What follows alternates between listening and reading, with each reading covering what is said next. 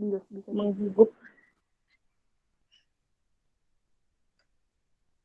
Assalamualaikum warahmatullahi wabarakatuh. Perkenalkan, kami dari kelompok 2 yang beranggotakan saya, Malia Wulandari, selanjutnya ada Amira Anika Ansari, selanjutnya ada Anisya Lida Maura, ada Anmunaya Risihawa, Anissa Gunarti, dan Widya Putri Maharani.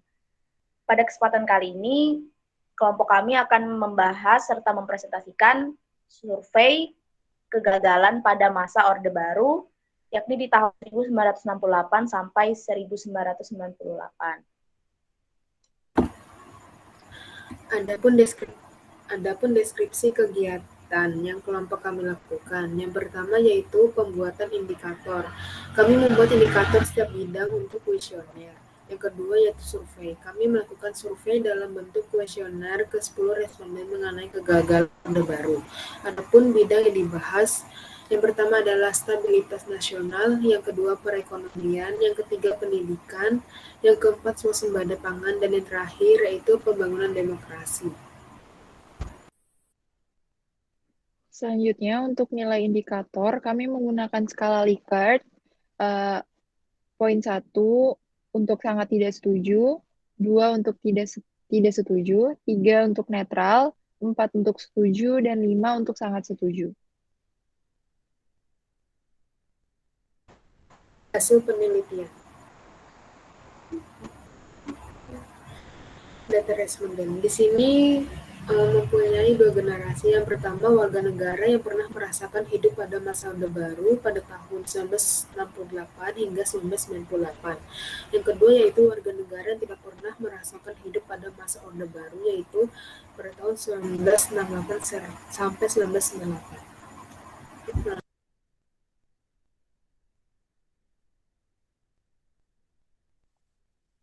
Selanjutnya adalah hasil survei untuk kegagalan dalam bidang stabilitas nasional. Ada indikator pertama yaitu stabilitas nasional pada masa Orde Baru tidak berjalan lancar.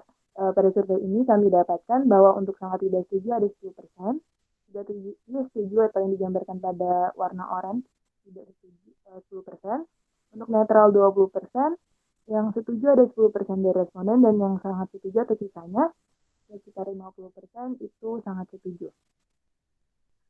Indikator kedua yaitu kebijakan stabilitas politik rezim Orde Baru demi kekuasaan mendapat banyak perlawanan di kalangan masyarakat dan politisi. Penilaian kali ini didapatkan bahwa 10% sangat tidak setuju, 40% sangat setuju, dan 50% didominasi oleh setuju. Dengan catatan pada yang ini tidak ada yang memilih netral maupun tidak setuju. Selanjutnya yang ketiga yaitu di balik stabilitas nasional pada masa tersebut, banyak peristiwa yang merugikan seperti peminjaman utang yang sampai sekarang belum terlunasi. Didapatkan bahwa 10% atau satu orang setuju, 30% netral, dan sisanya 60% sangat setuju. Dengan catatan tidak ada yang memilih tidak setuju maupun sangat tidak setuju. Berarti di sini didominasi dengan sangat setuju. Selanjutnya, indikator yang keempat yaitu lembaga seperti Komando Keamanan dan Ketertiban atau yang disingkat Komkartip adalah lembaga ekstra konstitusional yang banyak melakukan penindakan terhadap pihak-pihak yang mengancam stabilitas politik. Di sini didapatkan bahwa 40% dari responden itu memilih netral, 10% setuju, dan 50% sangat setuju. Pada yang keempat ini tidak ada yang memilih tidak setuju maupun sangat tidak setuju.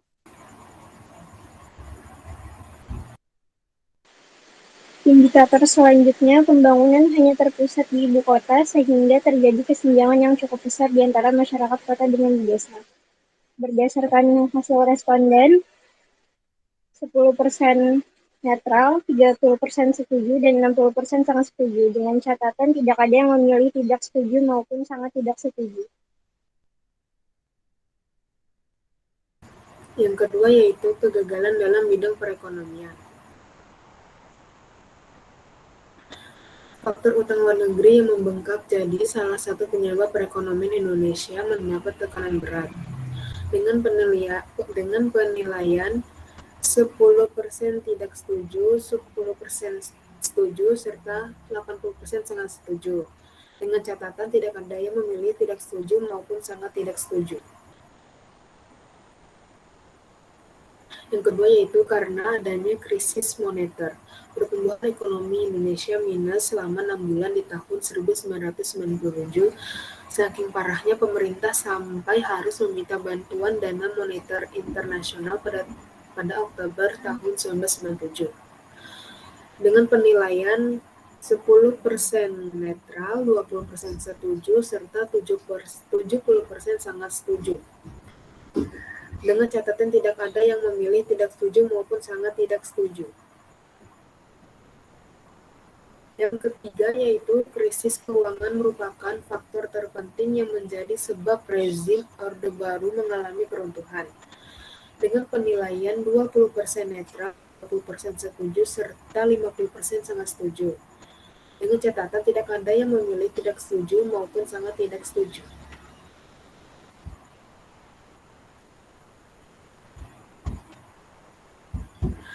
Yang keempat yaitu pemerintah berpendapat bahwa krisis bermula dari sektor perbankan karena tidak terkontrolnya perkembangan bank oleh para pemerintah dan pemiliknya, dan manajemen perbankan masih primitif sejak diterbitkan Fakta 1998. Dengan hasil penilaian yang telah kami sebarkan yaitu 10% sangat tidak setuju, 40% setuju, serta 50% sangat setuju. Dengan catatan tidak ada yang memilih sangat tidak setuju maupun netral.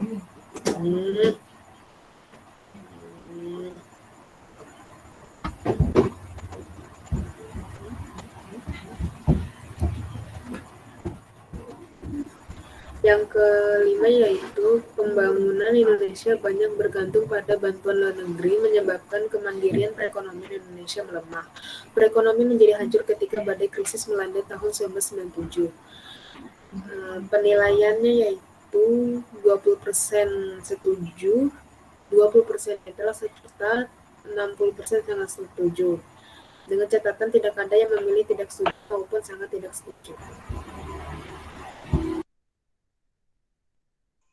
Lanjut ke bidang yang ketiga, yaitu kegagalan dalam bidang pendidikan. Indikator yang pertama yaitu pengaplikasian instruksi Presiden atau Impres pendidikan dasar hanya berlangsung dari segi kuantitas tanpa diimbangi pertumbuhan mutu. Lulusan terdidik sebanyak-banyaknya lebih penting tanpa mencermati mutu pengajaran serta hasil didikan. Adapun hasil penilaiannya sebanyak 10% tidak setuju, 20% netral, 30% setuju, dan 40% sangat setuju. Dan indikator yang kedua yaitu pemerintah menghadapi masalah pemerataan, peningkatan kualitas, efektivitas dan efisiensi, dan relevansi pendidikan dengan pembangunan nasional.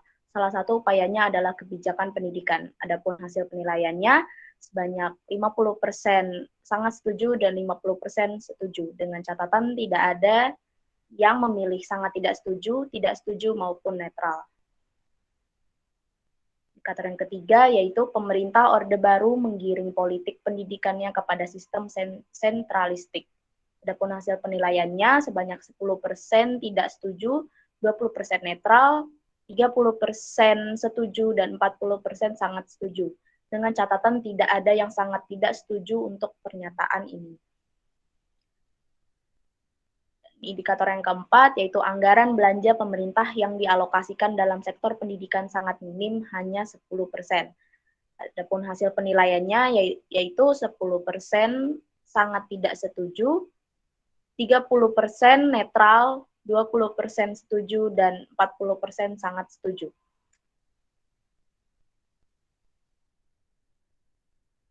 Indikator kelima, berbagai pemikiran dan penelitian yang dilakukan harus mendukung atau paling tidak harus selaras dengan kebijakan pemerintah. Berdasarkan hasil responden kami, 10% sangat tidak setuju, 10% netral, 40% setuju, dan 40%-nya lagi sangat setuju. Tidak ada yang memilih tidak setuju untuk pernyataan ini. Selanjutnya yaitu kegagalan dalam bidang swasembada pangan. Indikator pertama yaitu pemerintah salah perhitungan karena mengartikan ketahanan pangan terlalu sempit. Hingga medio 1980-an, pembangunan terfokus pada stabilitas harga beras saja, berharap pemerataan akan muncul dengan sendirinya. Namun, ketahanan pangan yang kokoh ternyata tidak sesederhana itu. Penilaian yang kami dapatkan yaitu 30% sangat setuju, 30% setuju, dan 40% netral, dengan keterangan tidak ada yang memilih tidak setuju maupun sangat tidak setuju.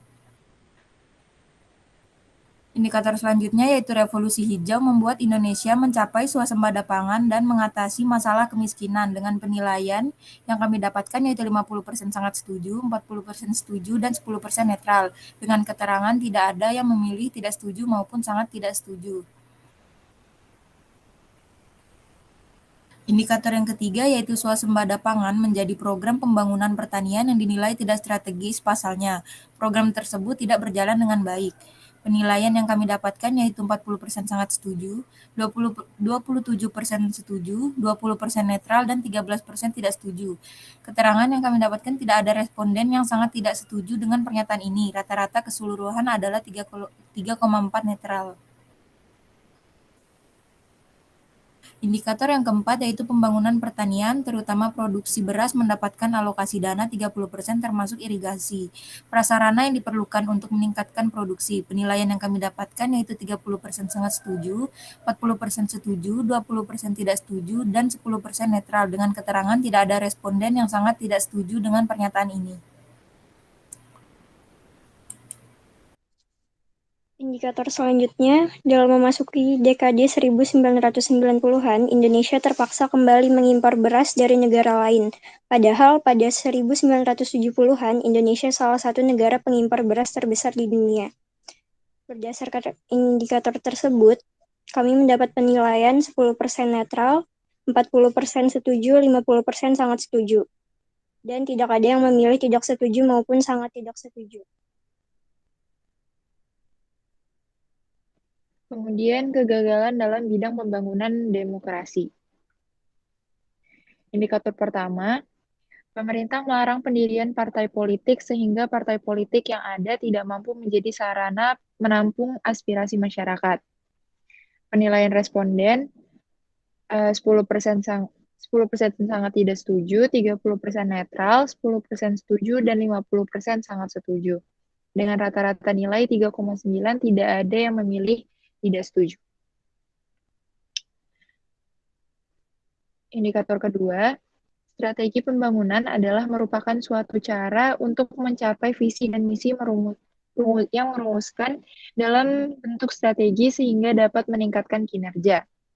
Hasil penilaiannya 13% tidak setuju, 13% netral, 34% setuju, 53% sangat setuju. Selanjutnya, indikator ketiga,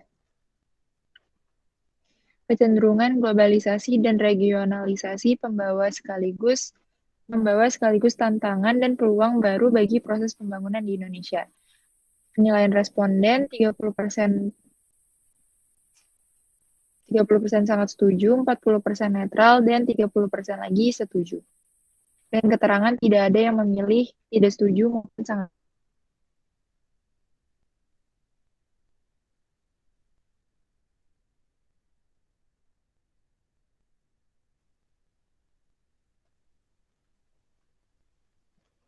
Indikator selanjutnya yaitu kata kunci dalam pembangunan adalah pembentukan modal.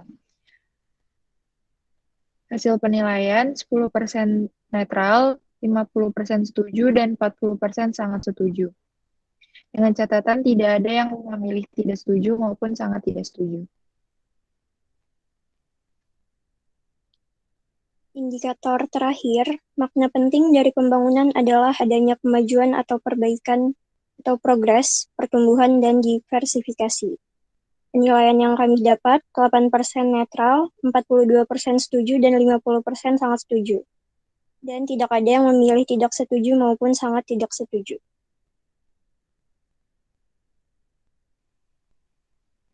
Sekian presentasi dari kelompok kami, kurang lebihnya mohon maaf. Wassalamualaikum warahmatullahi wabarakatuh.